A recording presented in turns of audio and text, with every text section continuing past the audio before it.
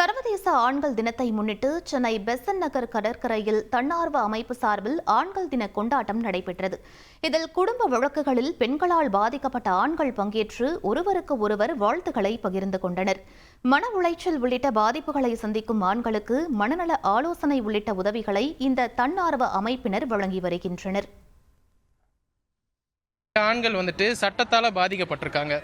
One sided gender bias laws அப்படின்னு நம்ம சொல்லுவோம். இந்த வரதட்சணை கொடுமை சட்டம், டொமஸ்டிக் வயலன்ஸு எல்லாமே சுப்ரீம் கோர்ட்டே சொல்லியிருக்கு.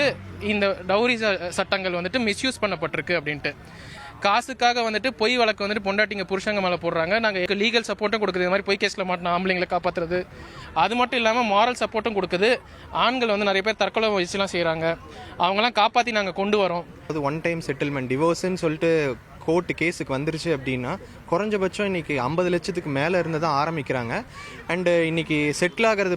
எப்போதுமே விதி மேல பழி போடாதீங்க. இங்க ஒருத்தர் மெழுகுவர்த்தி பிசினஸ் செஞ்சு 20 லட்சம் ரூபாய் சம்பாதிக்கிறாரு. எப்படின்னு தெரிஞ்சுக்க ஃப்ரீடம் ஆப்பை டவுன்லோட் பண்ணுங்க. பார்த்தீங்கன்னா 1 கோடி 2 கோடி 3 கோடி 6 கோடி வரைக்குமே இன்னைக்கு செட்டில்மெண்ட் இது நடந்துட்டு இருக்கு.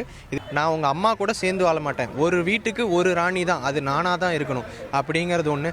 ரெண்டாவது, நீ சம்பாதிக்கிறது எல்லாமே என் கையில இருந்து தான் போகணும், நீ கொடுத்துரு. இப்போ அவங்க கிட்ட அதே நம்ம கேட்டோன்னா அதை வரதட்சணை இல்லை பணம் கேட்குறாங்க அப்படிங்கிறத சொல்றதுக்கும் அதை ஏற்றுக்க சட்டங்களும் இருக்கு. ஆனால் கொடுமைங்கிறது பெண்ணுக்கு மட்டும்தான் நடக்கணும்னு இல்லை, ஆண்களுக்கும் நடக்கலாம் இல்லைங்களா? பெண்கள் எத்தனை தான் அவங்க கேஸ் தப்பே பண்ணியிருந்தாலும் சரி, அவங்க பொய்யான வழக்கு போட்டிருந்தாலையும் ஒரு பெண்கள் கூட பெரும்பாலும் 340 மாட்டினதே கிடையாது. அந்த தைரியம் தான் பெண்களை நம்ம என்ன தப்பு வேணால் பண்ணலாம், எவ்வளோ பொய் கேஸ் வேணாலும் போய் எவனை வேணால் ஏமாற்றலாம். அந்த தைரியம் ரொம்ப தப்பு செய்கிற பெண்களையும் கண்டிப்பாக சட்டங்கள் தண்டிக்கணும். அப்போ பொய் வழக்கு போடுறவங்க குறையும். பொய் வழக்கு போடுறவங்க குறைஞ்சாதான் ஆண்கள் நிம்மதியாக இருக்க முடியும்.